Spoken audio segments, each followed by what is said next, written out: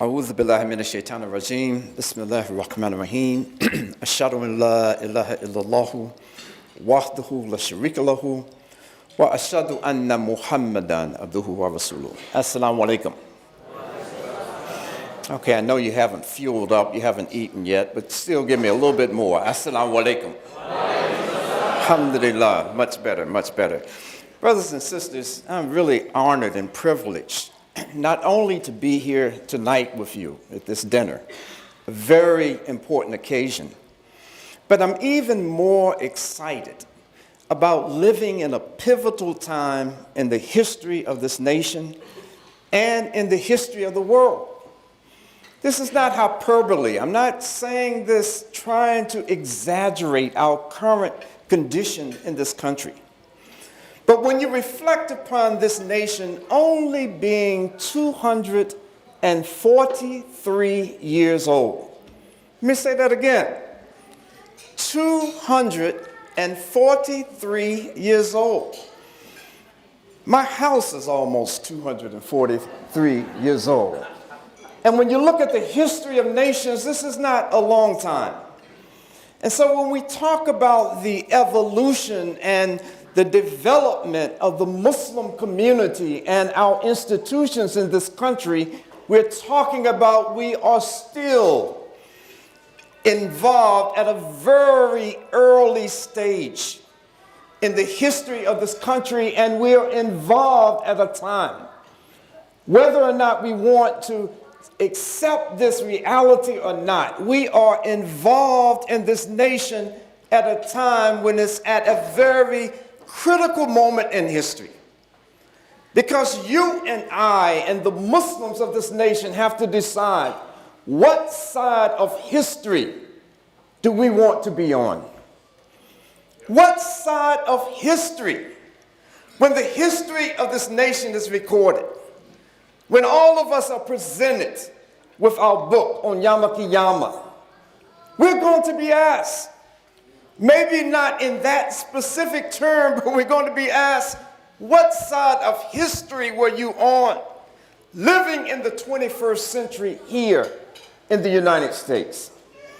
And so as we talk about a Council for Social Justice and the reason for having it, we're not talking about this is the first time that Muslims have been involved in social justice issues in this country. We're talking about this specific organization of ICNA and its specific entry and involvement in those things involving not just the Muslim community, but those issues that are impacting all citizens and residents of this country. Those things that we know about and are spoken about so often. I used to live up here in D.C., not out in the DMV. When I first heard this area referred to as DMV, I thought they were talking about Department of Motor Vehicles. DMV? What is a DMV? But I used to live actually in Washington, D.C. for 10 years. And when I was in Washington, D.C., as it's been spoken about earlier, Muslims had a presence in this particular community. The presence was nothing like we have today, but there was a presence. And there was a small recognition of the role that Muslims were playing in the prisons in this area, in this DMV area.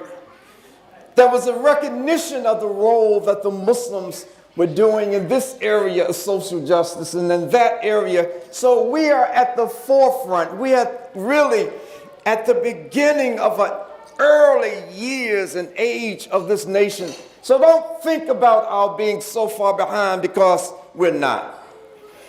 I want to just share just a few points with you, and I'll sit down. See, I know where the timekeeper is. And I've been speaking long enough to know that when you know where the timekeeper is, you never look at him. Because he's going to hold up a card. He's going to slip up behind me, and I'll just start and turn this way and talk to the audience on this side. But I have a few points that I'd like to share with you before I sit down. And I want to share a point.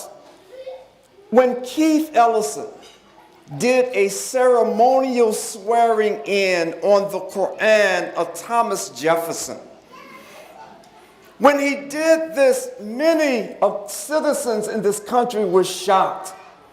What was Thomas Jefferson doing with the Qur'an? Why would he have this book?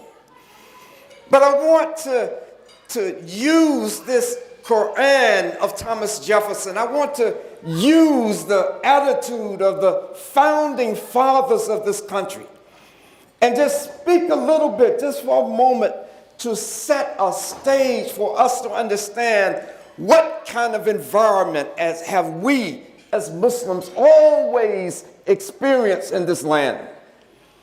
Thomas Jefferson had a Qur'an. Of course he did. Many believe that he probably had at least two, because the first one that he had got burned up, it's believed burnt up in a fire. So whether that one was burned up or not, and Keith Ellison and others now have in a ceremonious way sworn in to the House of Representatives on that Quran or not. We need to know that at that time of the founding of this nation, there was a debate about what would be the civil rights. Who would be allowed to be citizens in this country? And Thomas Jefferson was on the side of even the Muslims, even the Mohammedans, even the Turks would be allowed, should be allowed to be citizens in this country. And when Thomas Jefferson wrote and spoke about how Muslims should be allowed not only full citizenship, but should be allowed to have freedom of religion, that what Thomas Jefferson didn't know was that he had never, to his knowledge, ever met a Muslim when he was saying these words. But as my brother Amir pointed out, there were Muslims on Thomas Jefferson's plantation.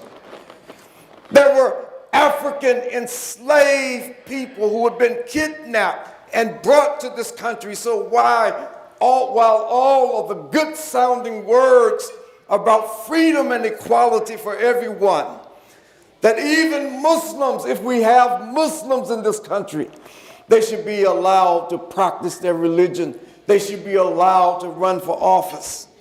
The reality was that there were Muslims already here by the thousands, but those Muslims were being denied every dimension and aspect, not just of being an American citizen, but being a human being under this hideous chattel slavery.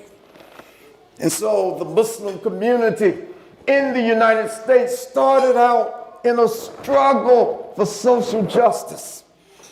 And so people like Balahi Muhammad, alhamdulillah, he was in an area on a plantation where Thomas Spalding allowed his Muslims to gather together to pray Salatul Jummah, for them to go through the Muslim rituals of Salah, of Nikah, and all of these things, and that history, like Brother Amir is telling us these stories. That was a part of the struggle of Muslims to maintain their Islam. They were not converts to this religion like I was a convert a few years ago. And so when we move away from this period of these founding fathers and this imaginary talk, or the talk about imaginary Muslims in the country, we have to recognize, no, Tommy boy, there were already Muslims in this nation. And Tommy, you had them right on your own plantation, you and your boy, George. George had more on his plantation than you got on your plantation. So Muslims have been here. We have been here in struggle. As I move quickly, see that? I told you I shouldn't even look down. Shouldn't even look down, man. I know better than that. But to bring it to a conclusion, that you and I, as it's already been said, when we struggle for the rights, the civil rights, the human rights for everyone in this land, everyone in this country, not just for some human beings, but for all human beings. That when you and I don't be a part of this ongoing struggle, it tells a lie against Islam itself.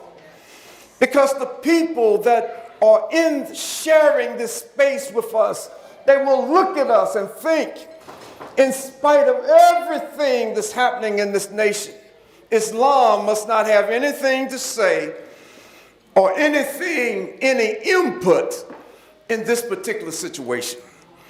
And so it gives lie to the religion itself through our silence, through our inaction, when Allah subhanahu wa ta'ala has commanded us to not just stand up for justice, be standard bearers, be in the forefront for justice.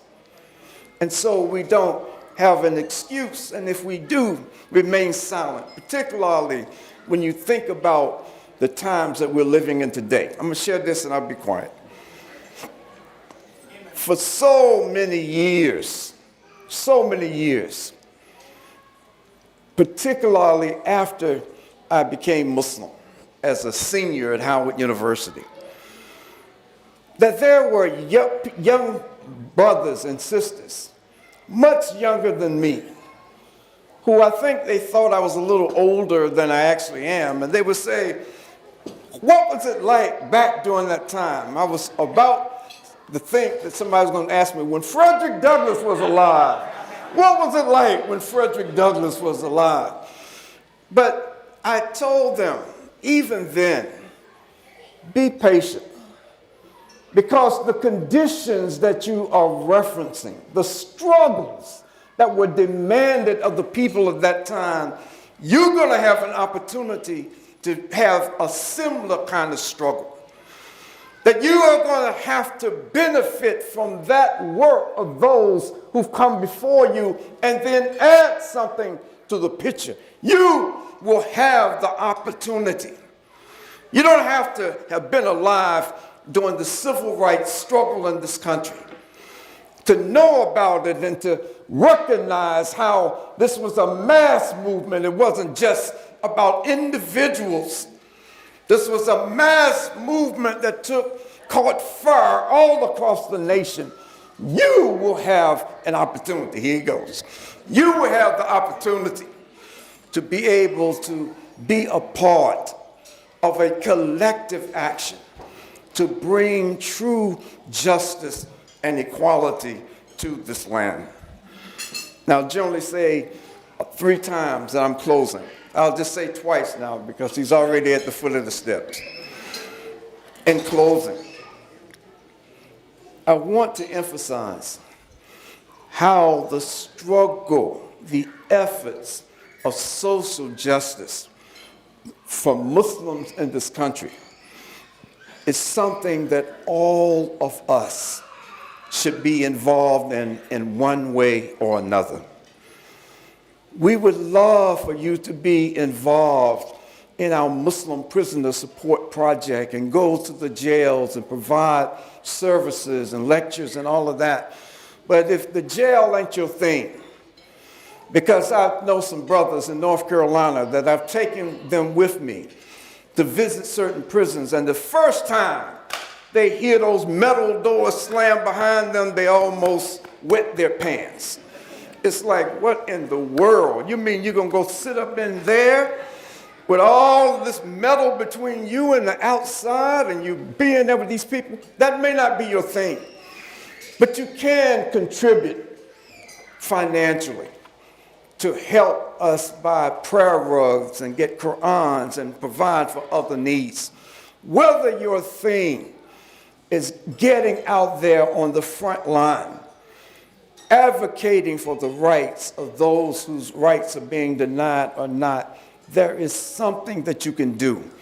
And if that something is no more than making dua, never underestimate the power of dua. It's the greatest weapon that Allah subhanahu wa ta'ala has given us. If we want change, then turn to the one who has said about himself, I have made dhulm, I have made oppression unlawful for myself.